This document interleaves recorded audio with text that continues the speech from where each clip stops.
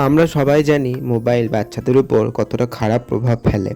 আর এই মোবাইলের খারাপ প্রভাব সম্পর্কে সচেতন করতেই বোলপুর শ্রীনিকেতন ব্লকের অন্তর্গত নূরপুর গ্রামে আমরা একটা অ্যাওয়ারনেস ক্যাম্পের আয়োজন করলাম। আসলে আমাদের স্টাডির মধ্যেই থাকে রুরাল এরিয়ার প্রবলেমগুলোকে আইডেন্টিফাই করা এবং পরবর্তীর ক্ষেত্রে সেই প্রবলেমগুলো কীভাবে সলিউশন করা যায় আর প্রবলেম সম্পর্কে মানুষদেরকে অ্যাওয়্যার করা। সো এটা আমাদের স্টাডিরই একটা পার্ট।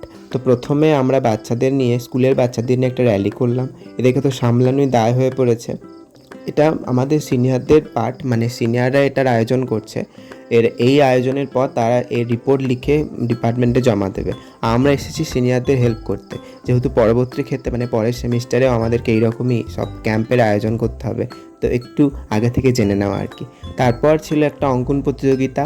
প্রথম শ্রেণী থেকে পঞ্চম শ্রেণী পর্যন্ত বাচ্চাদেরকে নিয়ে অঙ্কন প্রতিযোগিতার আয়োজন। তারপর পুরস্কার বিতরণ সবারই জন্য ছিল, সান্ত্বনা পুরস্কার এবং প্রথম দ্বিতীয় তৃতীয়কে তো অবশ্যই পুরস্কার দেওয়া হয়েছে। উপস্থিত ছিলেন বিশ্বভারতীর ফিজিক্যাল এডুকেশন ডিপার্টমেন্ট থেকে দুজন প্রফেসর।